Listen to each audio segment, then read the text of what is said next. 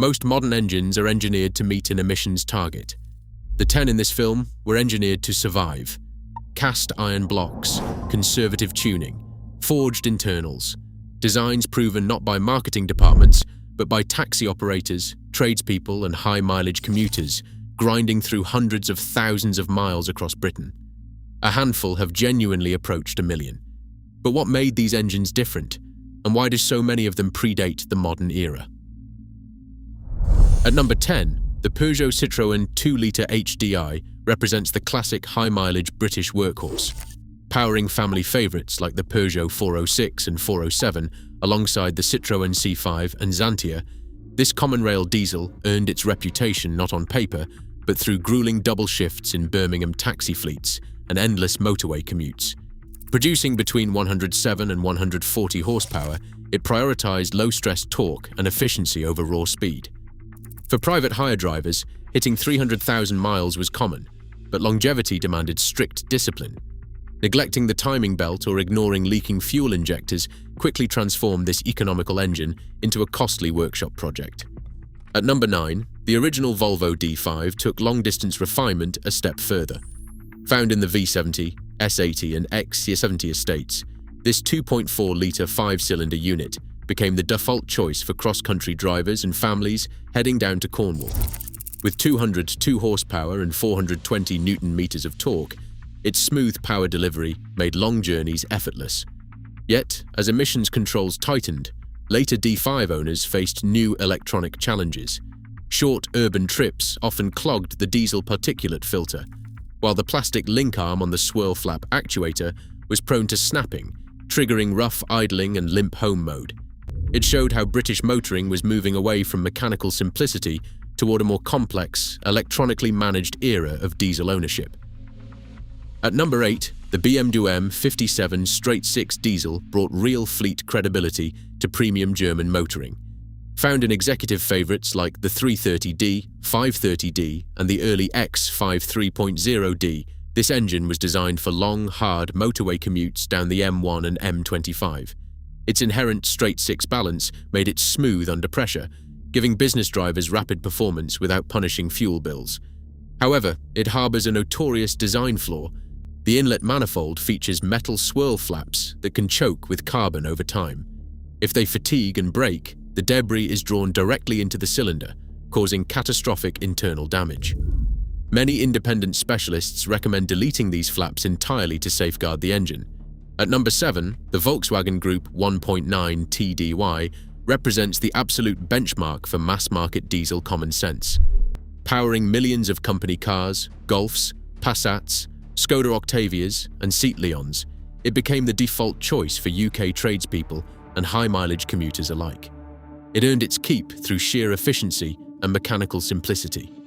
Yet, even this workhorse demands strict service discipline.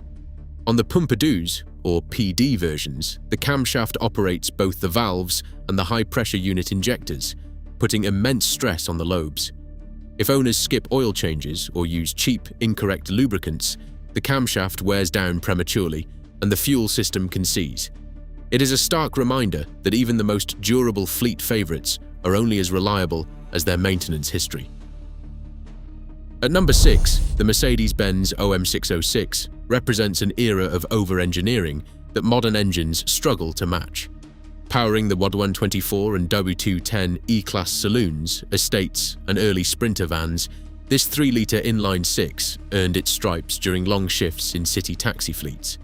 Its cast-iron block and double-row timing chain provide a massive foundation. While it handles immense punishment, its vulnerability is the cooling system. A blocked radiator or a faulty cap can trigger head gasket leaks in stop-start urban traffic. With vigilant cooling care, however, it is a true marathon runner. At number 5, the Volvo B230 inline-4, found in the square-shouldered 240, 740 and 940 estates, offers a masterclass in straightforward mechanical honesty. Beloved by northern delivery drivers and families alike, this simple, low-compression engine is incredibly easy to work on in a driveway with basic tools. Its biggest reliability asset is its sheer accessibility for routine servicing. However, even this Swedish workhorse has its limits. At extremely high mileages, often past 250,000 miles, the oil pump can wear down, leading to a drop in pressure. Replacing it early with a basic wrench set keeps the bottom end healthy for decades. This is simple, honest engineering at its absolute finest. At number 4, the Honda K24 petrol engine proves that massive UK mileages are not the exclusive domain of diesel workhorses. Powering the Accord and CR-V, this 2.4-litre unit offered British families petrol refinement without sacrificing durability. Its longevity lies in precise engineering: a reinforced aluminium block, piston cooling oil jets, and a chain-driven timing system. While the timing chain eliminates routine belt changes, the K24 still demands strict discipline. Neglecting oil changes starves the hydraulic tensioner, leading to chain stretch and eventual engine failure. Yet, with fresh oil and sensible warm-up habits, 300,000 miles is easily achievable. At number 3, the 2-litre K20 brings this exact mechanical discipline to the enthusiast market. Found in the Civic Type R EP3 and FN2, this high-revving unit won respect by pairing performance with structural integrity. Even when pushed to 8,000 revolutions per minute on weekend track days, its forged steel rods and high-flow oiling system keep the engine secure. However, hard driving exposes any lack of maintenance. Oil starvation during hard cornering or a worn timing chain tensioner will quickly destroy the top end. For Honda specialists and daily driving Type R owners, longevity depends on regular valve clearance checks and premium synthetic lubricants, proving that high-revving precision can easily match the durability of any old-school diesel. If you enjoy exploring the machinery that refuses to die on British roads, do take a second to subscribe. The story now shifts away from the common family cars and motorway commuters spotted on the M1, moving instead toward the specialist garages and import circles. Here, we find power plants celebrated not for fleet economy, but for massive physical margins. As tighter emission standards eventually forced manufacturers to pack engine bays with complex plumbing and fragile sensors, the appeal of these older, heavily over-engineered mechanical designs becomes clear. They represent a simpler, sturdier era of motoring. At number 2, the Toyota 1HZ is the bluntest example of durability through sheer simplicity rather than modern sophistication. This 4.2-litre, naturally aspirated straight-six diesel powers grey import Land Cruiser 80 and 100 series models.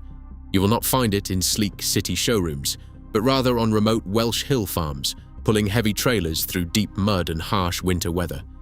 It produces a modest 136 horsepower, prioritizing low-stressed, heavy-duty torque.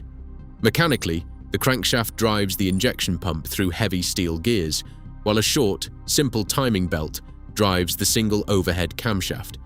With a massive engine oil capacity and an over-engineered cooling system, thermal stability is exceptional. Longevity here depends on clean 1540 oil every 6,000 miles and timely belt changes, ensuring this agricultural workhorse outlasts almost everything else on the road. At number 1, the Toyota 2JZ GTE represents the ultimate study in over-engineered physical margins. Found in the Supra Mark IV and imported Lexus Aristo models, this 3-litre, twin-turbo inline-six remains the benchmark for durability. Its reputation rests on a closed-deck cast-iron block, forged steel internals, and piston cooling oil jets. Under standard use, these components are practically unstressed, though chasing high boost and neglecting oil changes will quickly blow head gaskets and ruin the turbochargers. Ultimately, reaching extreme mileages relies on disciplined maintenance rather than brand mythology. Tell us in the comments which engine served you best, the highest mileage you achieved, what you drive, and where in the UK you are watching from. Subscribe for more British motoring guides. Ultimately, extreme engine longevity relies on disciplined servicing, not marketing hype. What is the highest mileage you have achieved? Which engine did it? And where in the UK are you watching from? Tell us in the comments. Subscribe to the channel for more deep dives.